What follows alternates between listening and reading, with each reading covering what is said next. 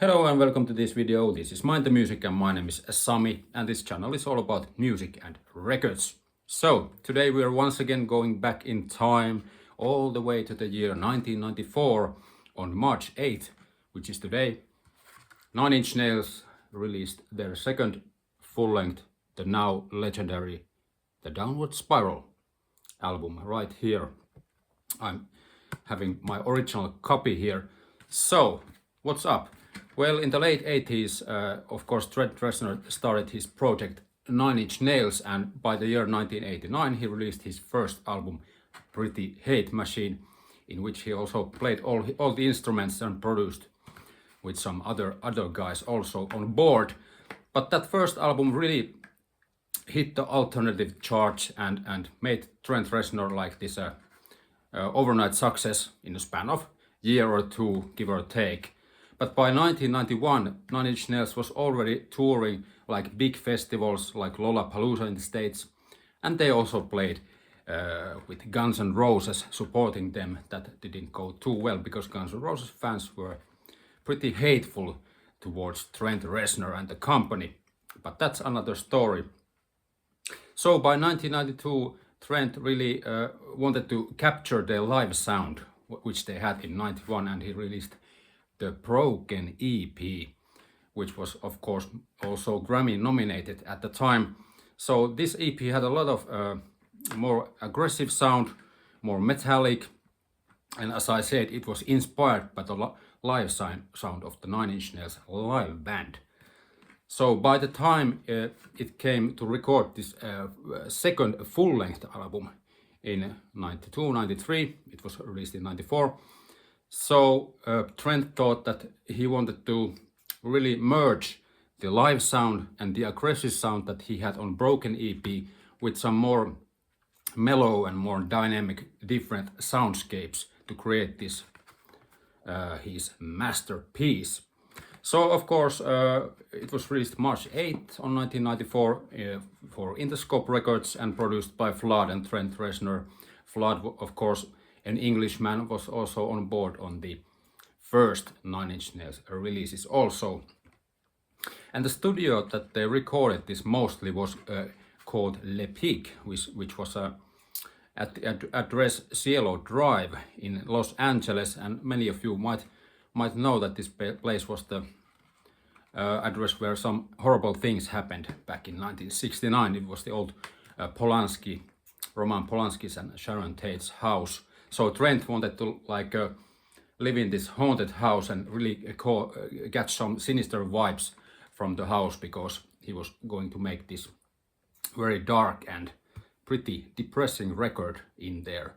But of course in the later years he has regretted some of the things that he did there, and also the whole recording process that he was doing at the time, because he thinks now it was a bit of a not so nice towards the relatives of Sharon Tate, but you know, things you do when you're young. But yeah, so he built the home studio at the Cielo Drive at the old Polanski house, and he really began to make this album, which is driven by this character and his descent into madness and depression and, you know, different difficulties within the society, and towards the final solution, whatever that might be at the end, and then what happens after the solution.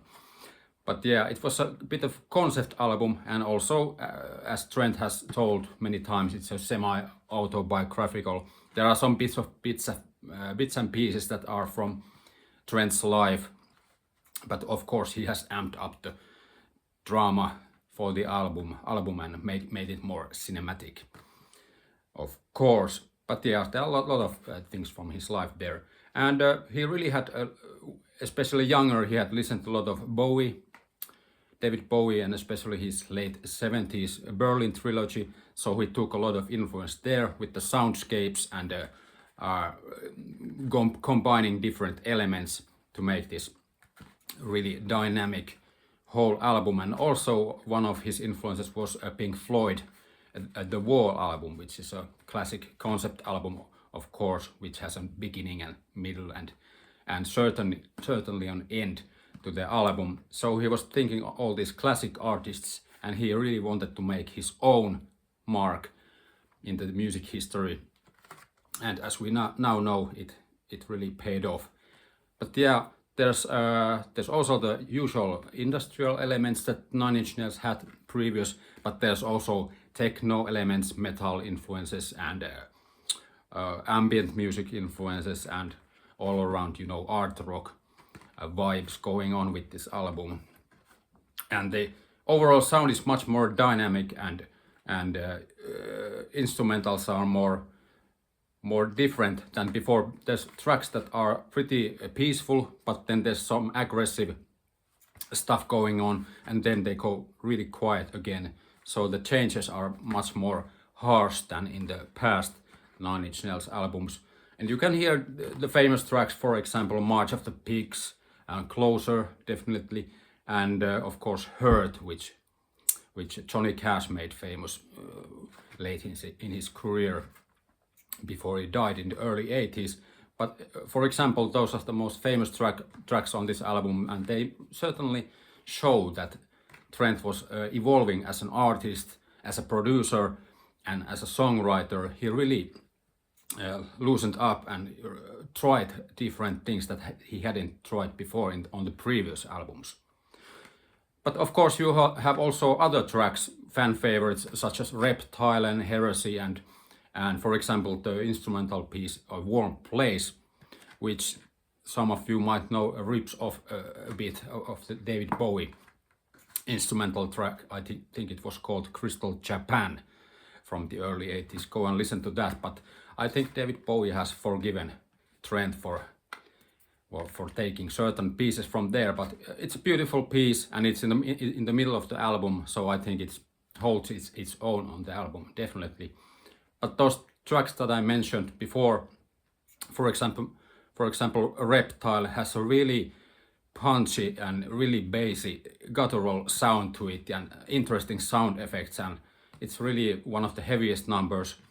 And also Heresy is one of the most attacking and aggressive industrial tracks on the album. But there's also moments that are more slow and even more melodic, but they're really at the same time really sinister and dark as a whole.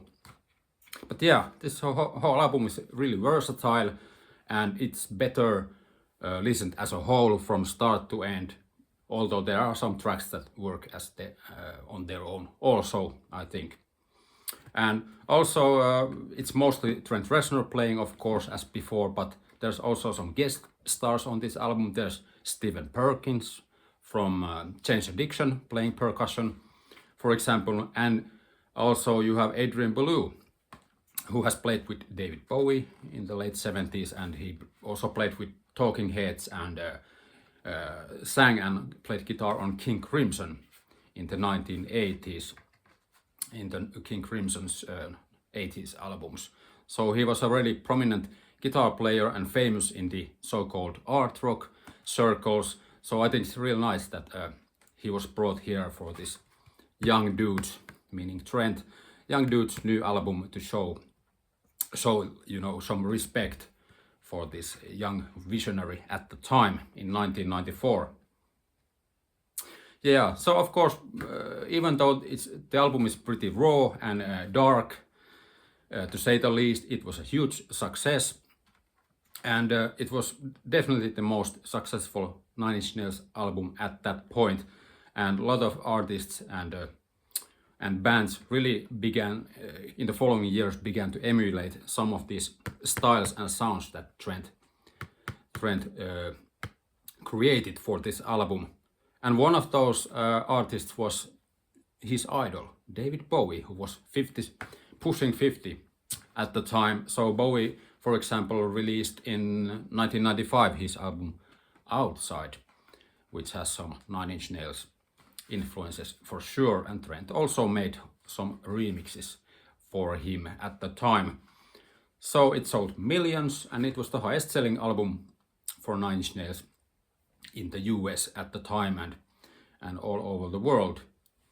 So what about me? Well, it basically, I was about 16 at the time, so this album really changed the way I thought about rock music in general, because at the time I was really, past couple of years I had been listening to a lot of metal music, but also grunge and alternative rock.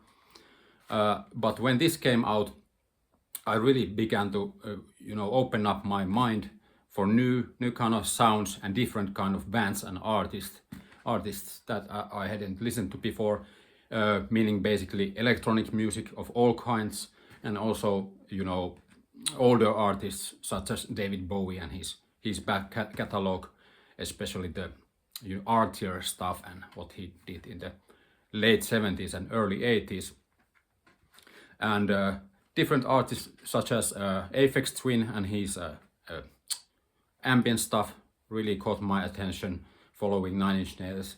And then of course older stuff like Joy Division, which Nine Inch Nails also played during their live sets, showing their depth to them also in the process.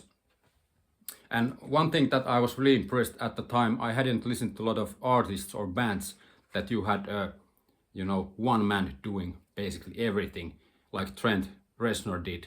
So I was really like in awe of him like playing these instruments and sampling and producing and engineering and stuff.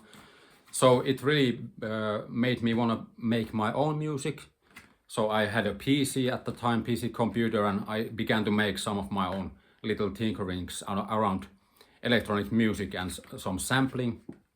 So for example, I sampled some stuff from this CD and like to try to put it in my own songs and so on. So it really affected me as a teenager to really become more open-minded and try new things at the same time. So I have to mention the one thing also, in 1994, on August 1994, here in Europe, we also saw the Woodstock 1994 concert pretty much live. Of course, Nine Inch Nails was one of the big rising stars at the moment, and they performed at that Woodstock 1994 show, and I taped the whole Nine Inch Nails show on my VHS, and I really watched that show till the tape went totally haywire, so I couldn't watch it anymore. So that's how impressed or obsessed I was with Nine Inch Nails when I was a teenager. And it was a really memorable concert. They rolled in the mud before they came into the stage, and it was really affecting at the time for a guy my age. So what happened after the big break? Well, Trent made some soundtrack work for Lost Highway with David Lynch, and also for the Oliver Stone movie Natural Born Killers. You had a couple of new songs there, but it took like 4 or 5 years before Nine Inch Nails came up with another album, The Fragile, in 1999, and that was also a bit of a concept album, but it was a double CD album, so it was long.